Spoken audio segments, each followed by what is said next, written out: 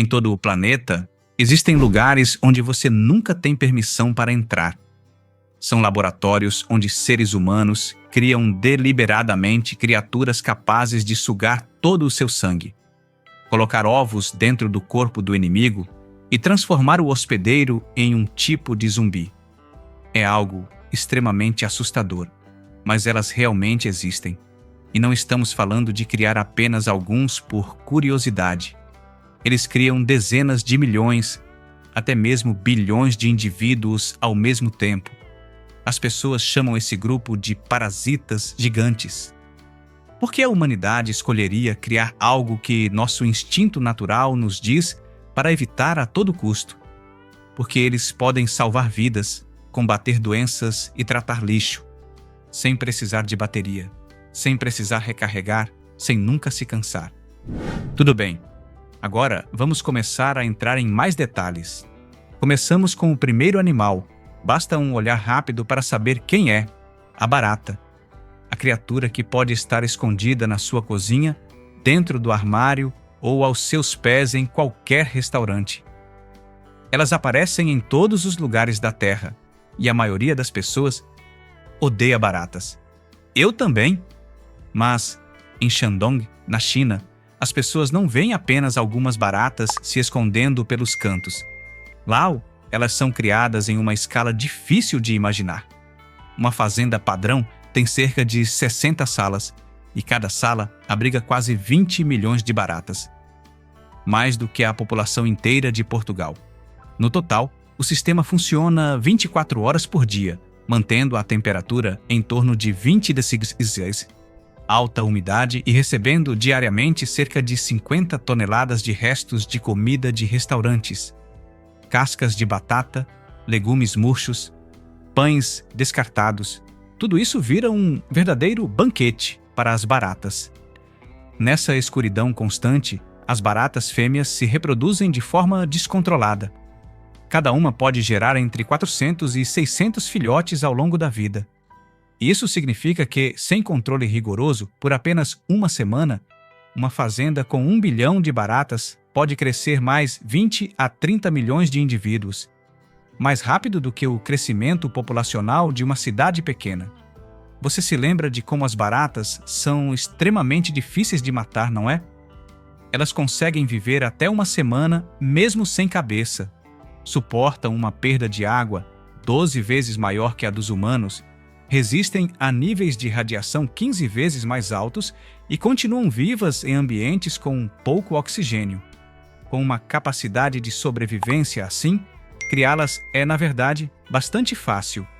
Então, por que os seres humanos escolheriam criar um dos animais mais odiados do planeta? A resposta é simples. Baratas dão dinheiro. Baratas secas são vendidas por cerca de $20 a cada meio quilo. Somente em 2013, a China já tinha cerca de 100 fazendas de baratas, e a maior delas produzia até 6 bilhões de baratas por ano. Elas são usadas como snack proteico barato, ração para galinhas, peixes e lagartos, além de matéria-prima para cosméticos e medicamentos tradicionais. Entre eles está o famoso xarope de barata, usado por milhões de pessoas no tratamento de úlceras gástricas e inflamações. Tudo é totalmente automatizado. A inteligência artificial monitora constantemente a temperatura, a umidade, a velocidade de alimentação, a taxa de reprodução e até analisa os sons do enxame para detectar doenças ou riscos de fuga. Mas então, um acidente aconteceu. Em 2013, uma fazenda na província de Jiangsu foi vandalizada, fazendo com que mais de 1 milhão de baratas escapassem. Moradores descreveram a cena como um rio negro em movimento pelas estradas rurais, baratas subindo pelas paredes, cobrindo pátios de concreto, invadindo galinheiros e frestas das casas. O jornal South China Morning Post chamou o episódio de a maior invasão de baratas da China moderna. As autoridades do distrito de Dahe tiveram que mobilizar 4 equipes de desinfecção, isolar completamente a área e pulverizar inseticidas por 3 dias seguidos para conter o desastre. E isso foi apenas 1 milhão de baratas. Agora, tente imaginar o que aconteceria se uma fazenda com 6 bilhões de baratas sofresse um acidente parecido. Só de pensar nisso, eu já sinto um arrepio percorrer a espinha. Se a ideia de criar bilhões de baratas já te dá arrepios, então prepare o psicológico. Hoje em dia, os seres humanos não criam apenas insetos, mas também parasitas para nós mesmos comermos. Sim, você não ouviu errado. Desde 2021, a União Europeia legalizou oficialmente o mealworm como alimento para consumo humano. E essa indústria está crescendo tão rápido que faz qualquer um se perguntar: espera aí, afinal, o que é que a gente está comendo? Na França, a fábrica da Insect é conhecida como a maior cidade de larvas do planeta, com capacidade para produzir 230 mil toneladas de larvas por ano. Os sistemas de criação são verticais, com 15 andares empilhados, funcionando 24 horas por dia.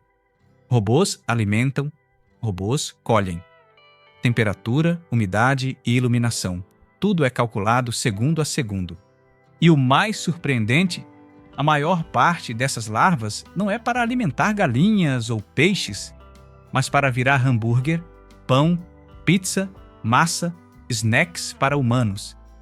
As larvas são prensadas e transformadas em hambúrgueres, pizzas, macarrão instantâneo, salgadinhos e até pão.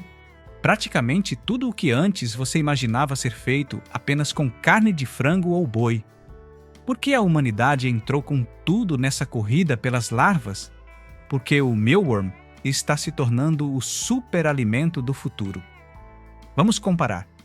Para produzir 1 quilo de carne bovina, são necessários cerca de 15 mil litros de água, dezenas de metros quadrados de terra e uma emissão de gases de efeito estufa, comparável à de um automóvel, rodando por muito tempo.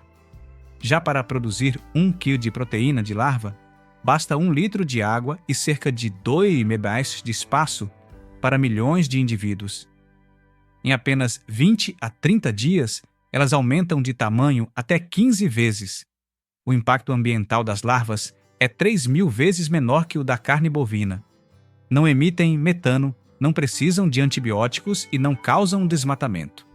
Por isso, a OMS e a ONU as chamam de a fonte de proteína mais sustentável do planeta. O funcionamento dessas fábricas não é tão complicado.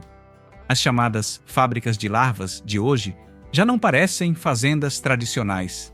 Robôs alimentam 24/7. Estruturas verticais lembram fazendas urbanas e bilhões de larvas crescem sob luz vermelha suave. Na Holanda, a Protix produz cerca de 15 mil toneladas de proteína de larva por ano, usadas para alimentar salmões, galinhas, cães e gatos. No Canadá, a Interra opera criações que chegam a 10 bilhões de larvas, processa toneladas de resíduos diariamente e transforma tudo em proteína pura.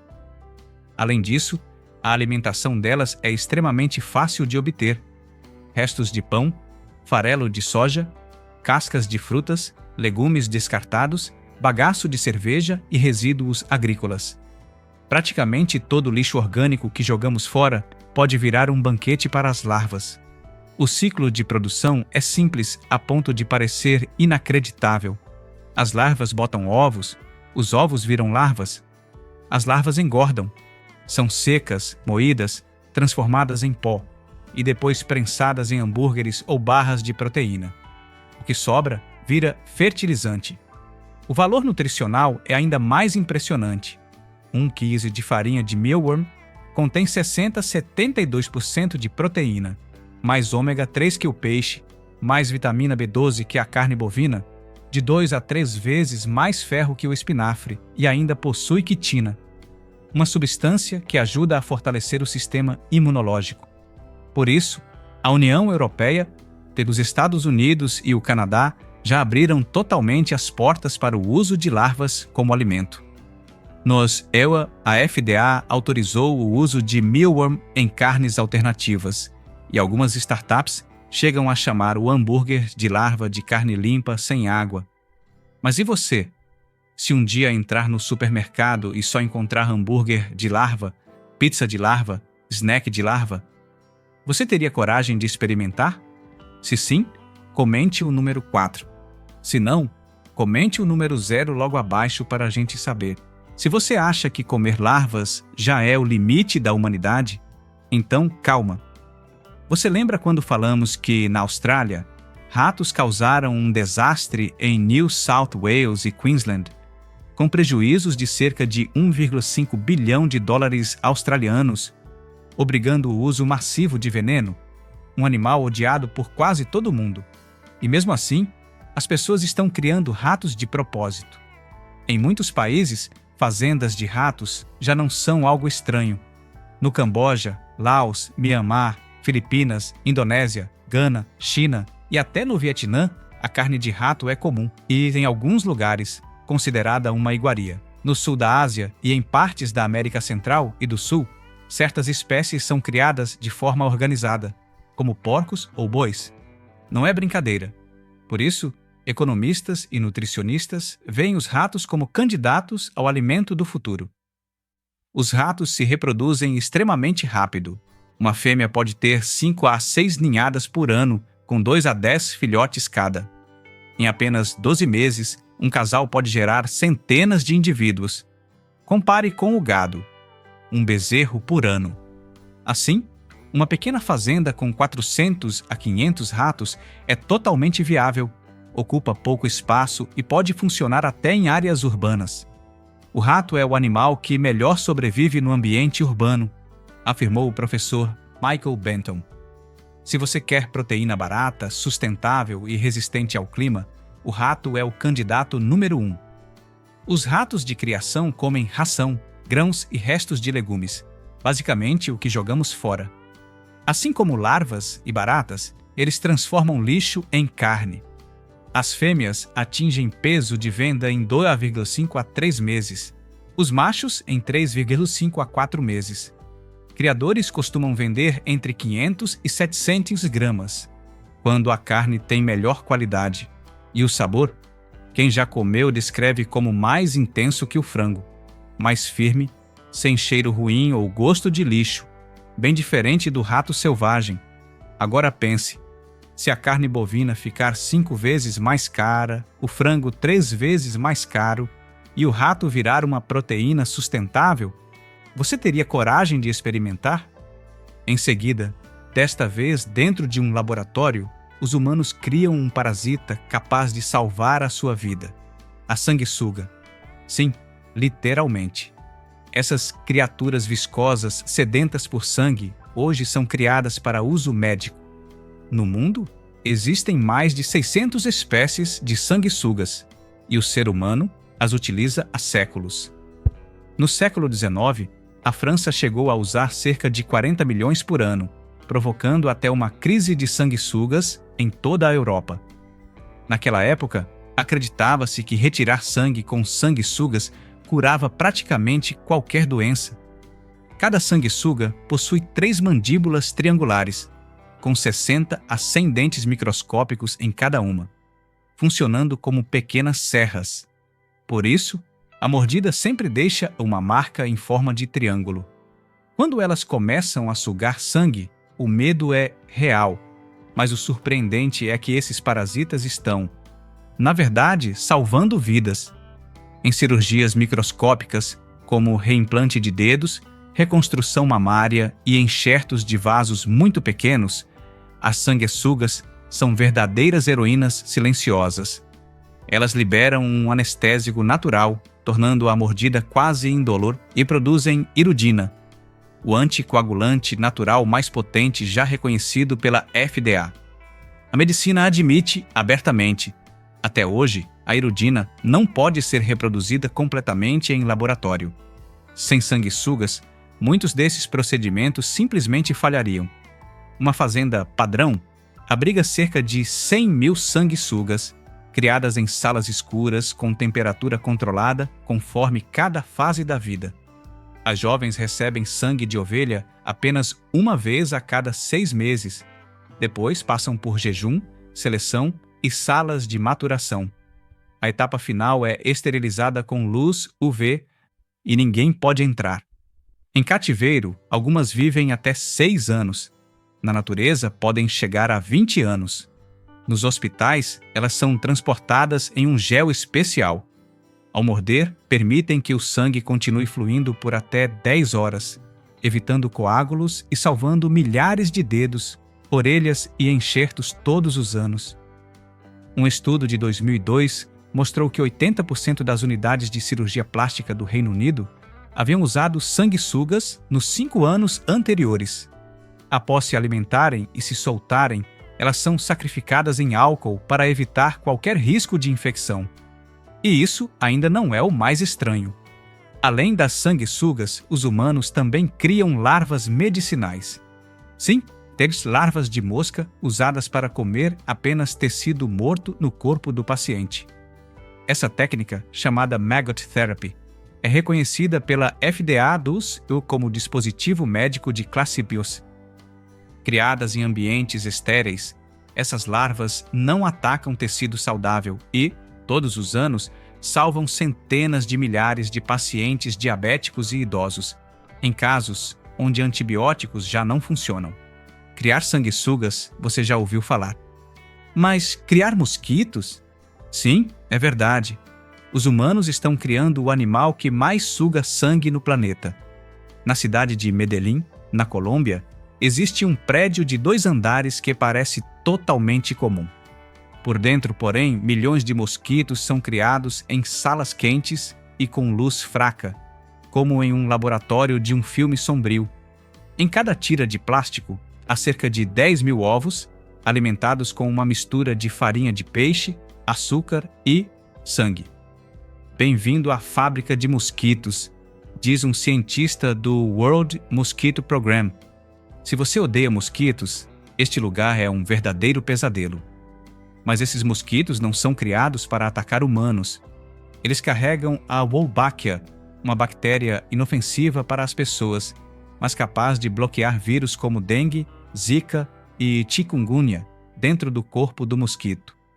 Quando são soltos no ambiente, eles se reproduzem com os mosquitos selvagens e espalham essa bactéria benéfica.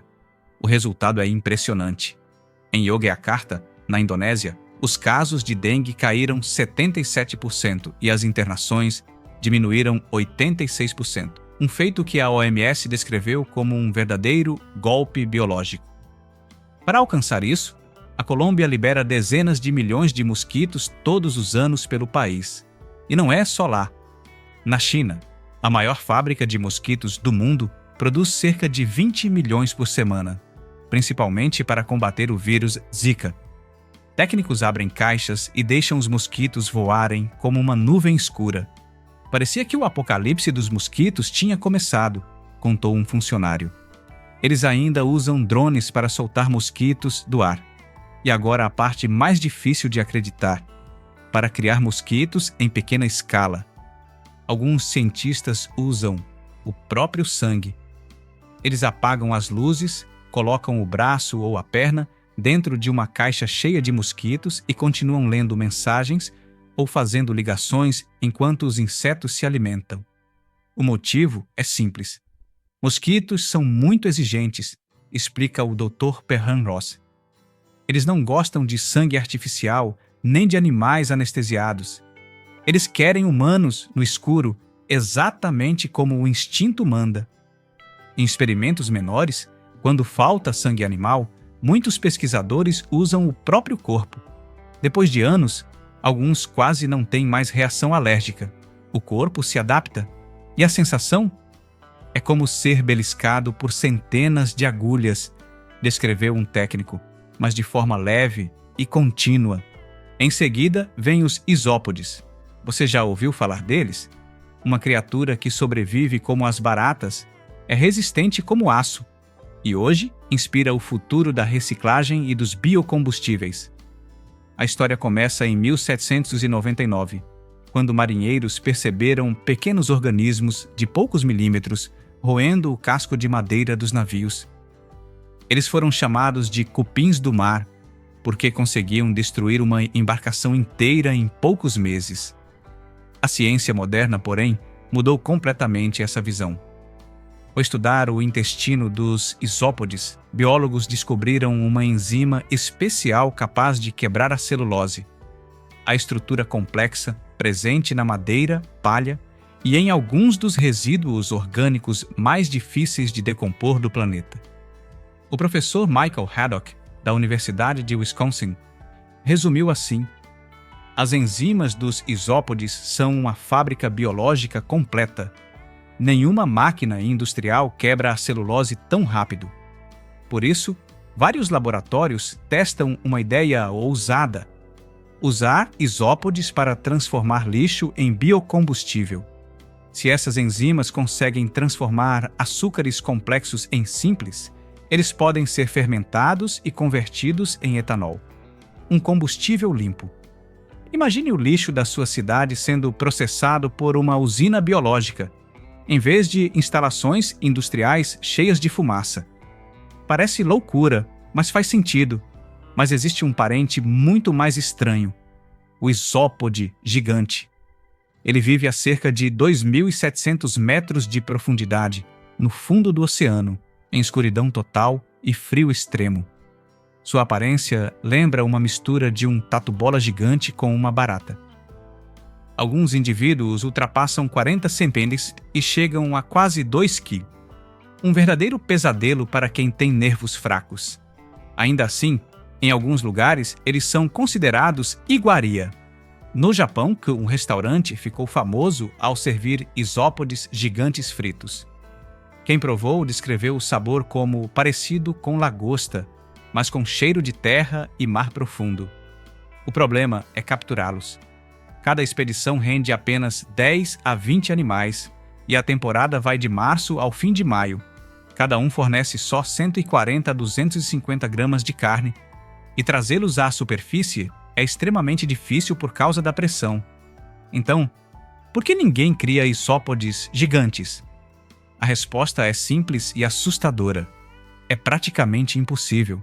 Seria preciso reproduzir pressão extrema, baixa temperatura, escuridão total e água perfeitamente limpa. A fazenda teria que ficar no fundo do mar. Voltamos à Terra, onde uma criatura aparentemente comum está secretamente movimentando uma das indústrias mais poderosas do planeta: as minhocas. Elas parecem inofensivas, mas na verdade, bilhões delas são criadas em enormes sistemas de fazendas que operam 24 horas por dia, 7 dias por semana, consumindo cerca de 30 mil toneladas de resíduos orgânicos por dia. Algumas fazendas chegam a ter mais minhocas que a população da Terra. Tudo começou diante de uma crise global pouco discutida: o lixo orgânico. A ONU estima que 1/3 dos alimentos produzidos no mundo, cerca de 1,3 bilhão de toneladas por ano, é desperdiçado. 70% do lixo urbano é orgânico e, quando enterrado, gera metano, um gás de efeito estufa 28 vezes mais potente que o CO2. Ou seja, cada saco de lixo que você joga fora pode ser uma bomba climática enterrada no solo. Nesse contexto, as minhocas tornam-se salvadoras inesperadas. Seu sistema digestivo permite consumir 60% do próprio peso em resíduos por dia, decompondo-os 10 vezes mais rápido que na natureza. O humus que produzem, rico em enzimas, micro-organismos vivos e minerais, faz plantas crescerem 30 a 40% mais rápido, sem fertilizantes químicos. Na Índia, onde o lixo urbano é imenso, surgem muitas fazendas de minhocas. Uma fazenda média em Maharashtra cria de 2 a 3 bilhões de minhocas, processando 20 mil a 30 mil toneladas de lixo por ano. A maior, em Tamil Nadu, tem 17 bilhões de minhocas e funciona como uma super fábrica tecnológica, com sistema automático de nebulização, sensores de umidade e máquinas que separam as minhocas por fase de crescimento. Na China, onde o solo agrícola foi degradado por produtos químicos, as fazendas de minhocas são vistas como equipes de resgate do solo. Uma empresa em Yunnan cria minhocas em 200 silos de concreto, cada um com 300 milhões de indivíduos, processando 1.000 toneladas de lixo por dia. Em New South Wales, Austrália, uma instalação com 8 bilhões de minhocas trata resíduos de restaurantes, borras de café e até carcaças de animais, reduzindo em até 95% a emissão de metano. O mais impressionante é a capacidade de regenerar solos degradados. Estudos internacionais mostram que áreas destruídas por fertilizantes químicos por 20 anos podem ser totalmente recuperadas em 1 a 2 anos de criação de minhocas. Elas perfuram o solo, ativam micro-organismos vivos e formam uma camada de humus nova, algo que a natureza levaria décadas para produzir. E claro, por trás disso, existe um negócio gigantesco. Humus de minhoca vendido a 250 a 450 por tonelada, com o setor movimentando os 4,5 bilhões de dólares em 2023 e previsão de 15 bilhões em 2030. Se continuar nesse ritmo, em 20 anos as fazendas de minhocas serão essenciais em todas as cidades, como eletricidade, água e internet. E não são apenas essas criaturas. Há muitos parasitas que também desempenham papéis surpreendentes. Se quiser saber mais, comente abaixo. E continuaremos na parte 2.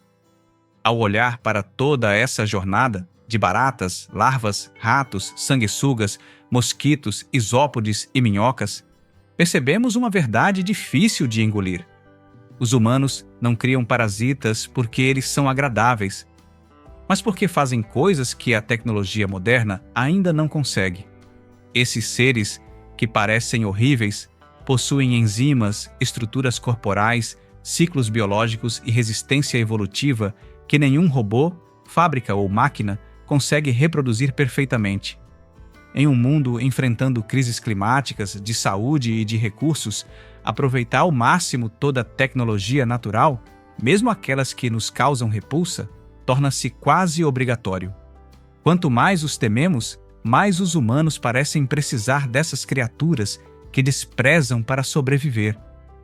Depois de acompanhar toda essa jornada, o que predomina em você? Medo ou admiração? Você acha que a humanidade está no caminho certo ou está abrindo portas para um futuro mais arriscado do que imagina? Compartilhe sua opinião nos comentários. E não se esqueça de se inscrever no canal para não perder os próximos documentários.